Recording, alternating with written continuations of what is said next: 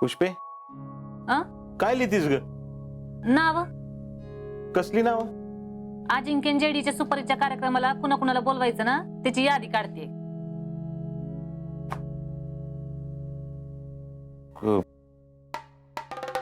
तू म्हणतीस आज्याची जेडीची सुपारी फोडायची? अगं पण आज्याला सांगायला पाहिजे का नाही? त्यांना काय सांगायचंय? आता पोटच्या पोरासारखं सांभाळूया आपण, मग आपण बी निर्णय घेऊ शकतो की. अगं पण सांगायला नको का? येळ आल्यावर सांगू की. आणि जिजीचं काय? त्यांना बी येळ आल्यावर सांगू. अगं असं कसं म्हणतीस तू? तिला कल्पना द्यायला नको? हे बघा, आधी आपण तारीख ठरवू आणि मग त्यांना सांगू. आणि मला सांग, आज्या जर ऐनवेळी नाही म्हटला तर? तसं नाहीत करणार ती. तुला काय माहित? मी चांगलीच ओळखते त्यांना. चार चौघात आपल्याला कधीच दुखावणार नाही. अगं पण म्हणून काय आपण त्याला न विचारता दुखवायचा का? अहो, आपण त्यांच्या भल्यासाठीच करतोय ना. आणि आधीच डोक्यात त्यांच्या आर्मीचं खूळ आहे. त्यांना जर विचारायला गेलं आणि त्यांनी काही टुमणं लावलं तर ही लगीन पुढं पुढं जात राहील. माझं मी करते काय करायचंय ती, तुम्ही नका टेन्शन घेऊ. पुष्पे, तुझं काय डोसकं बिस्कं फिरले का काय ग? का डोसकं फिरायला काय झालंय? अगं पोरांची लग्न करायला निघालीयस, किमान त्यांना सांग तरी. बघू, आधी ही यादी बघा आणि कोण राहिले का ती सांगा.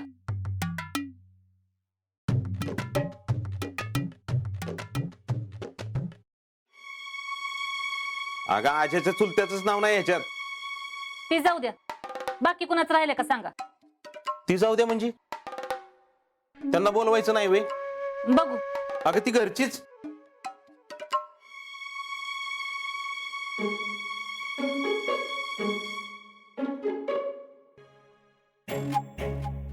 काय र असं एकदम गपका झाला?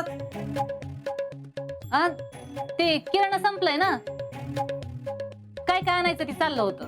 असं होय. आणि काय र तुझी आता ती कसली यादी? हा हा. किराणाची यादी आहे. हा ना इकडं. अगं पण ते जातोय नांदायला. नाही, मीच जाते.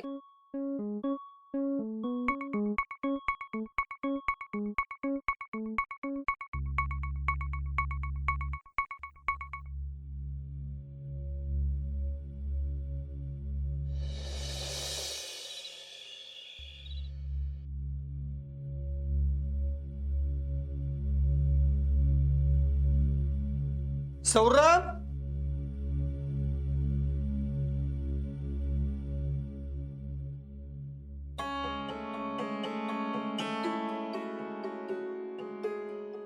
घरात एवढी शांतता? हा, जितू काका, आप्पा आणि ध्रुव तिघं बी गेलेत सानवीच्या वाढदिवसाला. अहो, मगाशी पुष्पा आलती. काय म्हणाली ती? मुलाकडच्यांनी आपल्या शीतलला नकार कळवलाय. काय? होय, त्यांना जरा शिकलेली मुलगी पाहिजे. मी काय म्हणते, तुम्ही जरा त्यांच्याशी बोलून घेता का? अगं आपण बोलणं चुकीचं होईल. हे सगळं मध्यस्थाकडून व्हायला पाहिजे. ना पण आपल्या पोरीला नाकारले त्यांनी. आता आपल्या पोरीला नाकारण्यासारखं काय हाय का सांगा? असं आपल्याला वाटतंय, पण त्यांच्या पण काहीतरी अपेक्षा असतीलच ना. बर, शीतलला कळवलंय का? नाही, ती नाही आली अजून. तुम्ही काय कुणी बोलू नका, मी बोलतो तिच्याशी. मी काय म्हणते, तुम्ही एक चक्कर मारून आला असता ना फलटणला, म्हणजे मग. उषा, नाना, तुम्ही कधी आला? आत्ता चालू. बर.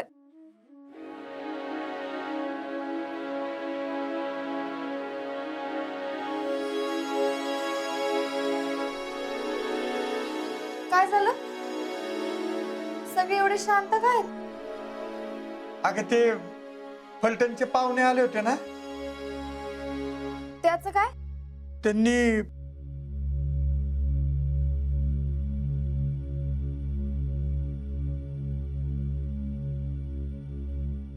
नकार कळवलाय.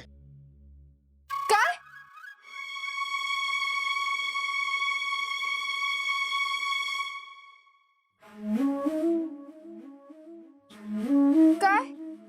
वय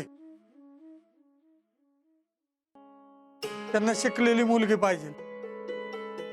त्यांचा मुलगा MBA झालाय ना, म्हणून. तू नको वाईट वाटून घेऊस. तसं पण मुलगा काय एवढा खास नव्हताच. सुमन, हे बघ बाळा, प्रत्येकाच्या काहीतरी अपेक्षा असतात ना, है का नाही?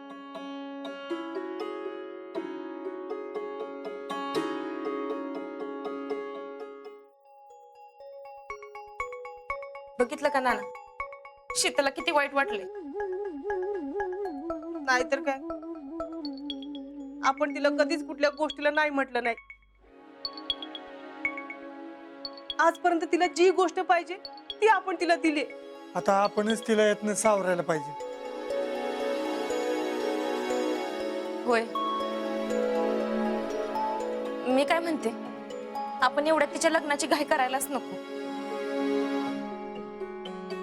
अगं पण लग्न तर करावंच लागल ना. पहिलं तिच्या मनाची तयारी तर होऊ दे. एकतर तिला नकार ऐकायची सवय नाही, आणि आज नाटक करते ती. सौर्या, तू ग बसतो का? अहो खरंच, मी आत्ता बघितलं तिला हसताना. अशा वेळेला कोण हसतं वय? एकतर पोरगीच्या मनाला एवढं लागले आणि तुला चेष्टा सुचते वय. चेष्टा नाही, खरंच हसत होती ती. सौरभ, मोठी माणसं बोलत असताना मध्ये मध्ये बोलायचं नाही. अहो पण नाना, सौरभ, सुमन,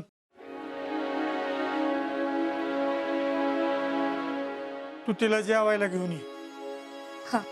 होय बाई, आधीच ती नाराज झाली की काही जेवत नाही. होय, मी घेऊन येते तिला. आणि आता कुणी काही विषय काढू नका. बर, आलेस मी. दे पिशवी.